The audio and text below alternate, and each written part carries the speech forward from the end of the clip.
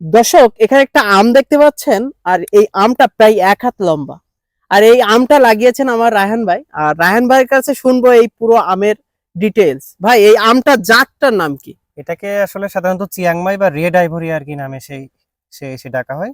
আচ্ছা আচ্ছা এটা ভাই, আমটা কি আসলে মানে পাকছে নাকি না না কালার? না না, এটা আরেকটু কালার দিবে, টোটাল হচ্ছে এইটাই কালার হয়ে যাবে আর কি। এই যে কালারটা দেখা যাইতেছে এটা টোটালটাই আর কি হয়ে যাবে এরকম। আচ্ছা আচ্ছা ভাই, এই আম কি এর থেকে আরো লম্বা হবে নাকি? লম্বা, আরেকটু লম্বা হবে, আরো লম্বা হবে? আরেকটু লম্বা আচ্ছা হবে। আচ্ছা। সাধারণত এই আম কতটুক ওজন হয়? এটা প্রায় 4 কেজি মতো আর কি, 3.5 কেজি 4 কেজি অন এভারেজ আচ্ছা। এরকম সাইজটা। দর্শক, আপনারা শুনছিলেন এই আম 3 থেকে 3.5 কেজি 4 কেজি হবে এক একটা আম।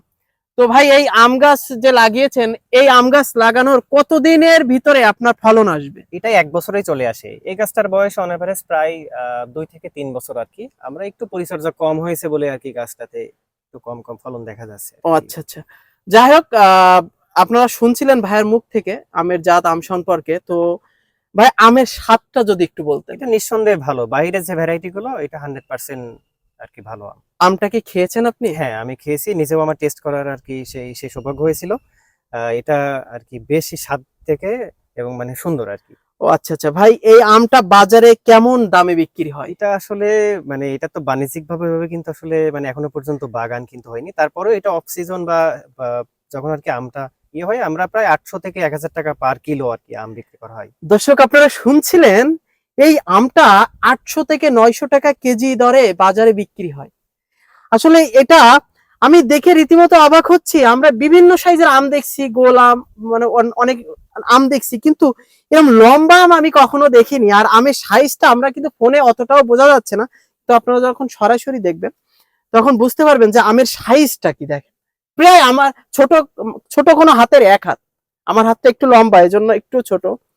যাই হোক, আমটা কত সুন্দর আপনারা একটু দেখেন। ভাই, এই এই এই চারা, এটা কি মানে বিদেশি কোনো জাত? এটা বিদেশি একটা ভ্যারাইটি। এটা কোন দেশের আপনার জানা আছে? এটা রেড আইভরি সাধারণত আসলে থাইল্যান্ড থেকে আমাদের মানে এটা কিন্তু হচ্ছে সে আপনার ওই যে সেই ওই আপনার সংগ্রহ করা ছিল, এরপরে আর কি বিভিন্ন জায়গা থেকে আচ্ছা এটা আচ্ছা আপনার ইয়ে হয়েছে। ভাই, আরো একটা কথা শুনতে চাচ্ছিলাম যে এটা আমাদের দেশে যদি বাণিজ্যিক ভাবে কেউ চাষ করে, সেক্ষেত্রে কি কিভাবে, মানে সে কি লাভবান হবে কিনা? এটা নিঃসন্দেহে একটা ভালো একটা ভ্যারাইটি। বাংলাদেশের আর কি বিভিন্ন জায়গাতে এর কয়েকটা বাণিজ্যিক বাগান রয়েছে। এটা মোটামুটি বেশ ভালো রেজাল্ট করতেছে আর কি আচ্ছা এখন।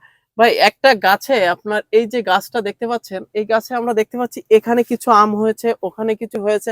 আর রাসেল ভাইয়ের মুখ থেকে আমরা যেটা শুনছি যে গাছটা ভালোভাবে মানে পরিচর্যা করা হয়নি, যার কারণে ফলনটা ওইভাবে দেয়নি। কারণ ভাইয়ের অনেক বড় বাগান, আরো অনেক গাছ আছে, যার কারণে সবগুলোই খেয়াল করতে পারে না।